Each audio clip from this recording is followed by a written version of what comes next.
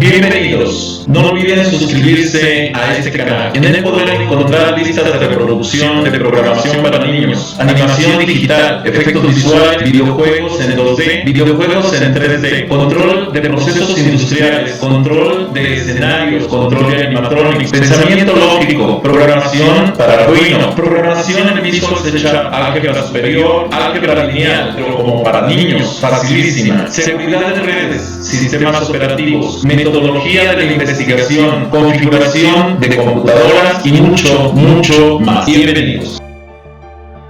Modelo de ordenamiento técnico del sistema de Taylor para la administración, segunda parte.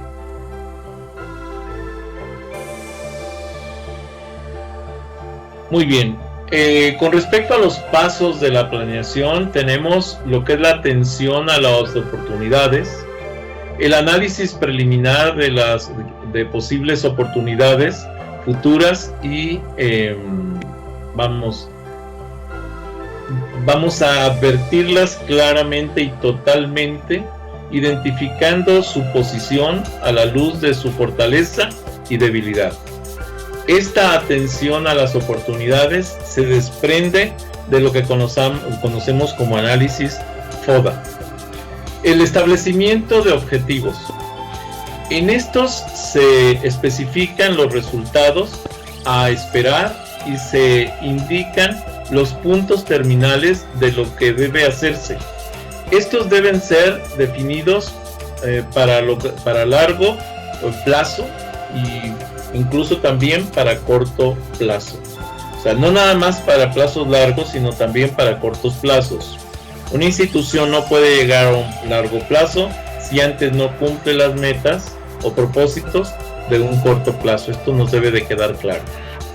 El desarrollo de premisas es establecer, poner en circulación y obtener la aceptación de utilizar premisas decisivas de la planeación como pronósticos, políticas básicas aplicables y los planes ya existentes de la compañía. La determinación de cursos alternativos es buscar y examinar cursos de acción alternativos, especialmente los que no son perceptibles a primera vista. Otros pasos con respecto a la planeación es la evaluación de los cursos alternativos, y esto es evaluar las alternativas ponderándolas a la luz de las premisas y metas, ver si podemos lograr o no esas premisas o esas metas que se fijaron durante el proceso de planeación. La selección de un curso de acción es el punto en el que se adopta el plan, el verdadero punto de toma de la decisión. La formulación de planes derivados casi invariablemente se requiere de planes derivados en apoyo al plan básico. El traslado de planes a cifras por medio de la presupuestación. Si se elabora correctamente, los presupuestos constituyen un medio para la combinación de los diversos planes y fijan importantes estándares contra los cuales el medir los progresos en los planes. O sea, tenemos que tener un punto de comparación para ver si vamos logrando o no lo que nosotros planeamos. Ahora, los principios básicos de la planeación son el principio de contribución al objetivo. Esto es, el propósito de cualquier plan y de todos los planes de apoyo es promover el cumplimiento de los objetivos empresariales, organizacionales o de instituciones educativas, etc. El principio de objetivos. Para que los objetivos tengan significado para las personas, deben ser claros, alcanzables y verificables.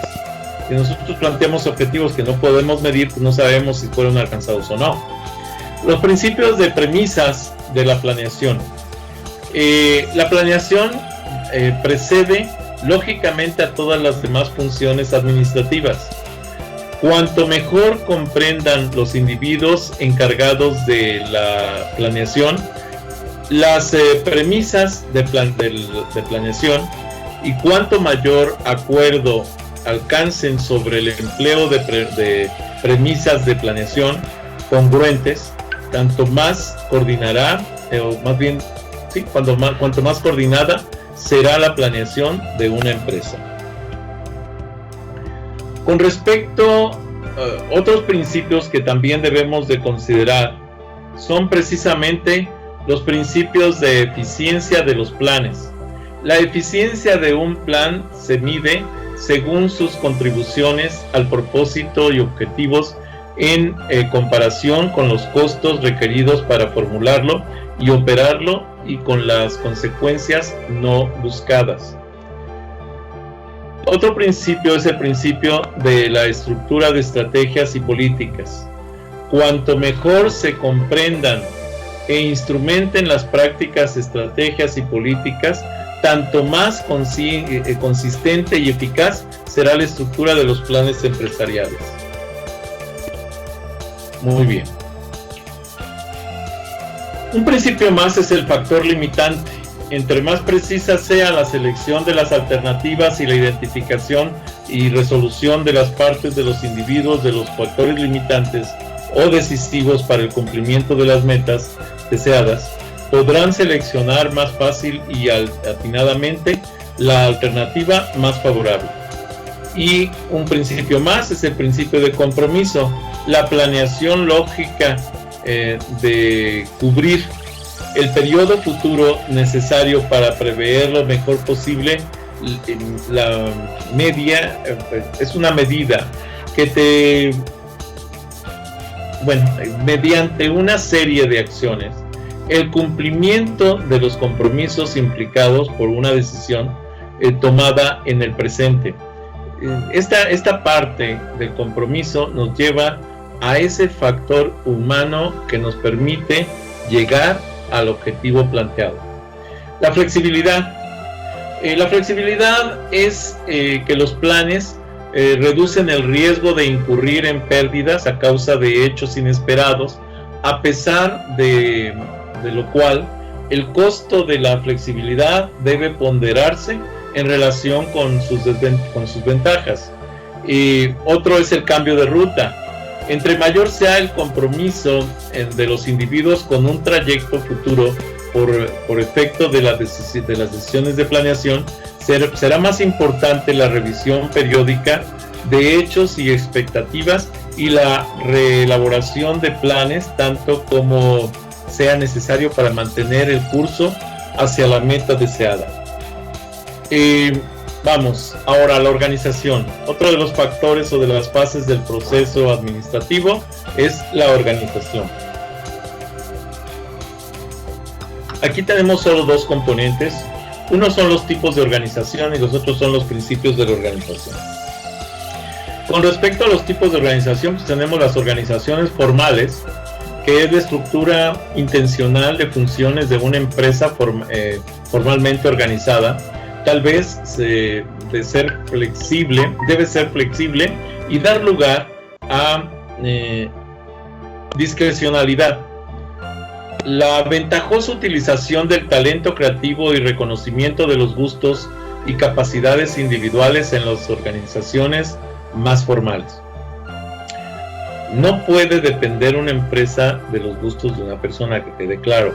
Sí puede buscar esos gustos, pero si son generalizados en la institución para convertirlos en una forma de trabajo. Pero no puede depender de gustos para generar una organización formal. Lo contrario lo vamos a observar en las organizaciones informales, en donde es el conjunto de actividades personales sin un propósito común consciente, aunque favorable como resultado común, ¿sí? Los principios de la organización es el principio de la unidad de los objetivos. Una estructura organizacional es eficaz y permite que las personas contribuyan al cumplimiento de los objetivos empresariales. La eficiencia organizacional es otro principio del proceso administrativo, y esto, una organización es eficiente si está estructurada para contribuir al cumplimiento de los objetivos empresariales en un mínimo de consecuencias o costos indeseables. El otro es el principio del tramo administrativo. En todo puesto administrativo hay un límite del número de personas que un individuo puede administrar eficazmente, aunque el número exacto representa el impacto de las variables subyacentes. Aquí debo de hacer la aclaración, por ejemplo, en la mayoría de las empresas, ningún jefe tiene más de 10 trabajadores a su cargo, directos, ojo, directos. No quiere decir que no tenga más de 10 trabajadores, puede tener muchísimos trabajadores, pero de manera indirecta porque tiene subjefes que se encargan de ellos. Pero la forma directa de trabajar, normalmente se manejan 10 trabajadores subalternos sobre un cargo específico. Con respecto a lo que es el principio escalar, cuanto más clara sea la línea de autoridad del máximo puesto administrativo de una empresa a cada puesto subordinado, tanto más clara será también la responsabilidad de la toma de decisiones y más eficaz la comunicación organizacional. Con respecto al principio de la delegación de resultados esperados, la autoridad delegada a todos y cada uno de los administradores debe ser adecuada para garantizar su capacidad de cumplimiento, los resultados esperados y demás. Con respecto a lo que es el principio de la responsabilidad absoluta, la responsabilidad de los subordinados con sus superiores es absoluta, en tanto que los superiores no pueden eludir la responsabilidad sobre las actividades organizacionales de sus subordinados. Con respecto a la paridad de autoridad y responsabilidad, la responsabilidad sobre las acciones no debe de ser mayor ni menor que la implicada por la autoridad delegada. El principio de unidad de mando, entre más completas sean las relaciones de reporte de un individuo con un solo superior, menor será el problema de instrucciones contrapuestas y mayor la sensación de responsabilidad personal sobre un resultado. Con respecto al nivel de autoridad, para mantener la delegación deseada, es necesario que la decisión bajo la autoridad de cada administrador sean tomadas por no remitidas a los niveles superiores de la estructura organizacional. Un principio más de la organización, de hecho esta es una de las fases del proceso administrativo más largos, lo que es la organización. El principio de la definición funcional, cuanto más clara sea la definición de los resultados que se espera de un puesto o departamento, de las actividades por realizar y de la autoridad organizacional delegada, y cuanto mayor sea la comprensión de las relaciones de autoridad en información que con otros puestos, tanto más adecuadas serán las contribuciones de los individuos responsables al cumplimiento de los objetivos empresariales. El principio de equilibrio. En todas las estructuras es necesario el equilibrio. La aplicación de los principios o técnicas debe ser equilibrada para garantizar la eficiencia general de la estructura en el cumplimiento de los objetivos empresariales. Otro principio es la flexibilidad. Mientras más medidas se tomen en pro de la flexibilidad de una estructura organizacional, esta podría cumplir más adecuadamente con su propósito. Y el otro principio es el de facilitación de liderazgo. Entre más permitan una estructura organizacional y la delegación de la autoridad de los administradores que diseñen y conserven condiciones propicias para el alto desempeño, más contribuirán aquellas a favor de las habilidades de liderazgo en los administradores. Ok, vamos al siguiente proceso administrativo que corresponde a la integración.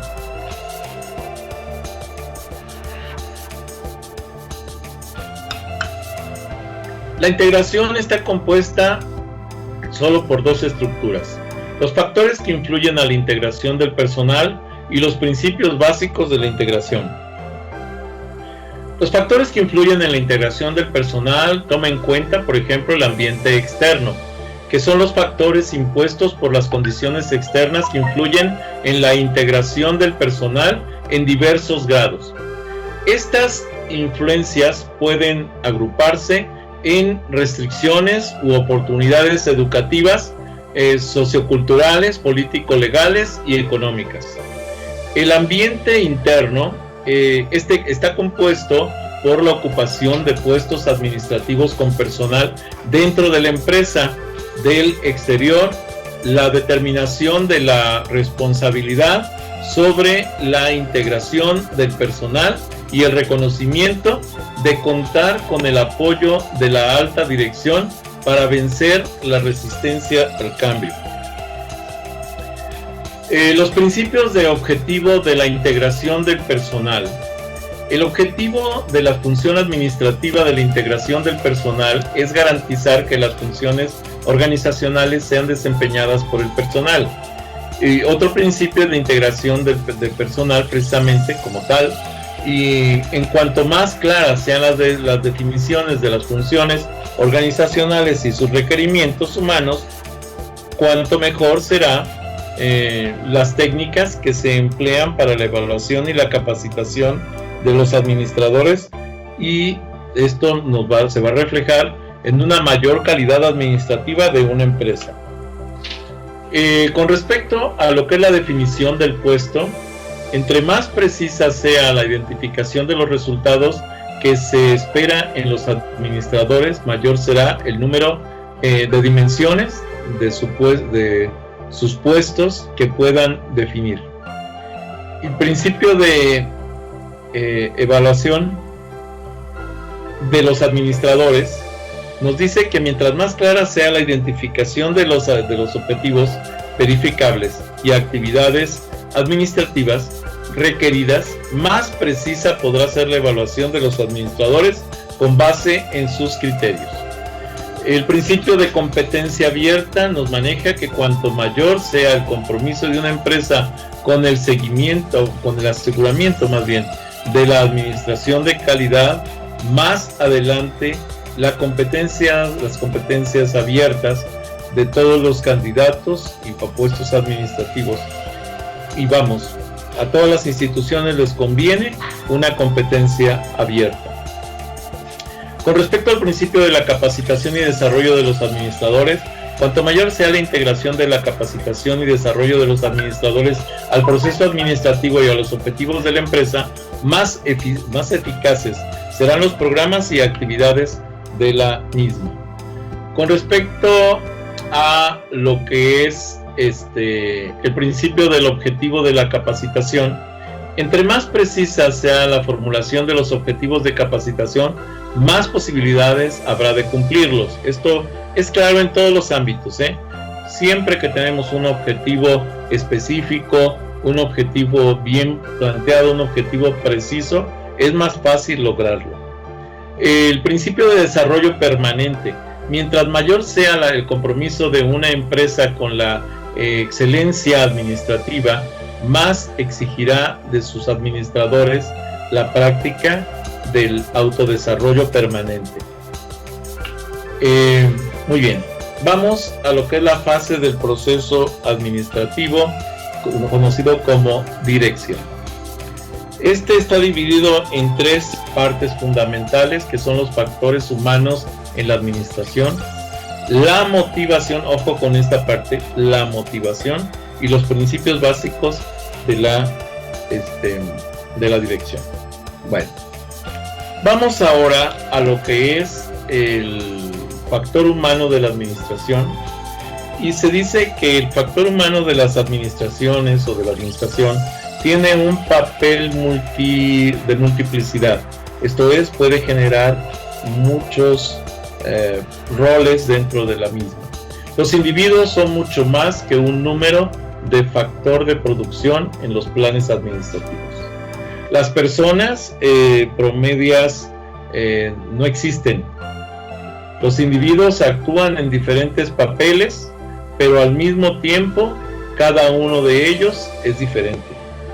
O sea, no podemos buscar un punto medio para los individuos. Vamos a suponer que me dicen, oye, necesito un tipo de personas del tipo 5 para el proceso A.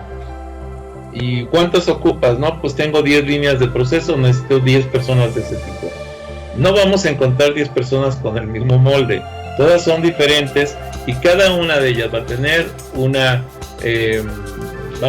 forma distinta, y no existe un promedio por el que tú puedas contratar a personas con un rol específico. También podemos encontrar aquí la importancia de la igualdad del personal. Administrar supone objetivos empresariales. Sin embargo, obtener los resultados es importante, pero los medios para lograrlo nunca deben dañar la dignidad de las personas, y eso tenemos que tener mucho cuidado en ese tipo de acciones. Consideración de las personas en su integridad. No se puede hablar de la naturaleza de la gente sin considerar a las personas en su integridad, y no solo características específicas como conocimientos, actitudes, habilidades o rasgos de personalidad. Muy bien. Vamos a la otra parte, que es la parte de la motivación. La motivación humana se basa en la necesidad, ya sean consciente o inconsciente, experimentadas, obviamente por el ser humano. Algunas de ellas son necesidades primarias, como los requerimientos fisiológicos del agua, aire, alimentos, sueño y abrigo.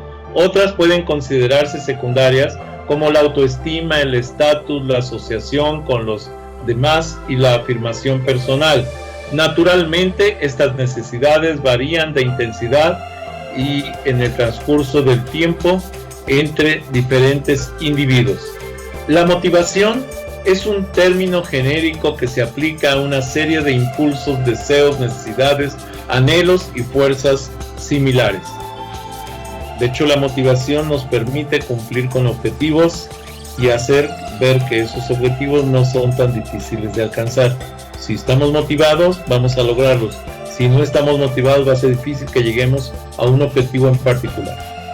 Los principios de motivación, puesto que la motivación no reduce a una cuestión de causa y efecto, entre más cuidadosamente se evalúen los administradores, la estructura de recompensas la consideren desde el punto de vista situacional y de contingencia, la integren en el sistema total de la administración, más eficaz será un programa motivacional. Otro de los principios básicos de la dirección, el principio de liderazgo, ya lo habíamos platicado, lo retomamos. Dado que las personas tienden a seguir a quien, a su entender, les ofrece medios para satisfacer sus metas personales, mientras mejor comprendan los administradores que motiva a sus subordinados y cómo operan estos motivadores, y entre mejor se den cuenta de esta comprensión en la realización de sus acciones administrativas, es probable que sea más eficaz como líder.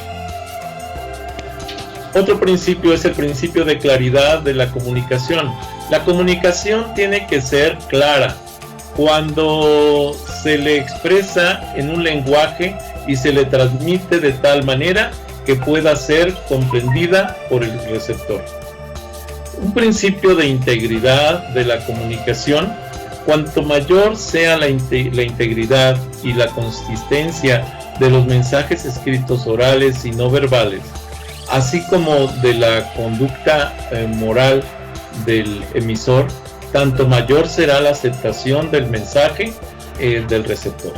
Acuérdense que en la forma de pedir está el dar, en la forma de decir está precisamente la comprensión. Por eso hay que tener cuidado en esas formas de comunicación. Un principio de complementariedad de la organización informal. La comunicación tiende a ser más eficaz cuando los administradores utilizan la organización informal para complementar las actividades de la organización formal. El último punto, bueno, nos falta todavía la evaluación, pero el control, el último punto del proceso administrativo control, se divide en dos, que es el proceso básico de control y los principios básicos para el control. El control, el proceso básico de control, las técnicas y sistemas de control son esencialmente los mismos. Trátese de dinero en efectivo, procedimiento de oficina, moral de los empleados, calidad de un producto o cualquier otra cosa. El proceso básico de control implica 3 pasos: establecimiento de normas, medición del desempeño y corrección de las variaciones. El principio básico para el control es el propósito de control precisamente, y esto nos lleva a la función del control de garantizar el éxito de los planes mediante la detención de las desviaciones respecto de ello y la disposición de una base para emprender acciones destinadas a corregir las desviaciones indeseables, potenciales o reales. Un principio de control dirigido al futuro.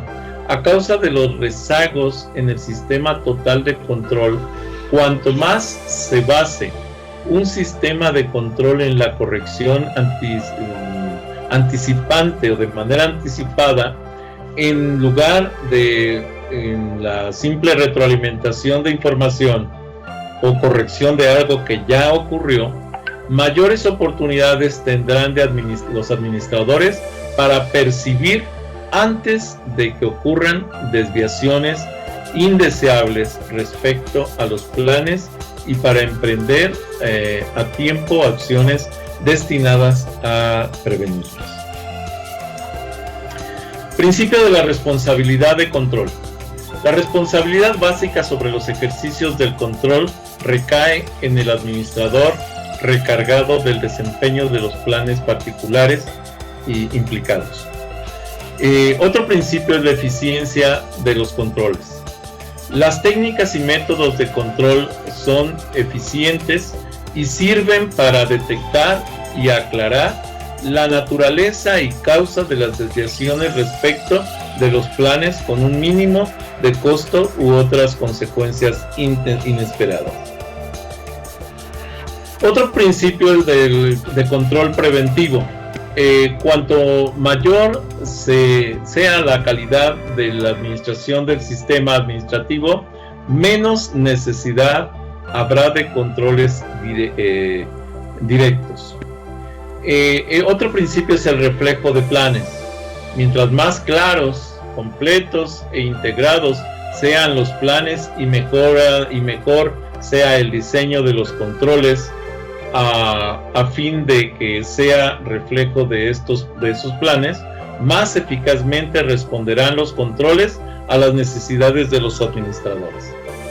El principio de adecuación organizacional: cuando más clara, completa e integrada sea la estructura organizacional y mejor sea el diseño de los controles a fin de que reflejen el punto de la estructura organizacional en el que recae la responsabilidad sobre las acciones, tanto más facilitarán los controles de la corrección de desviaciones respecto a los planes.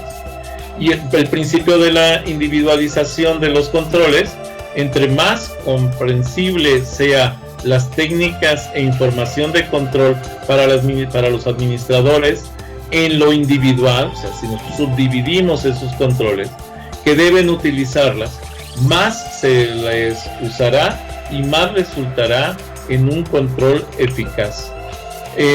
Los principios básicos entonces para el control son el principio de normas. El control eficaz requiere de normas objetivas, precisas y adecuadas.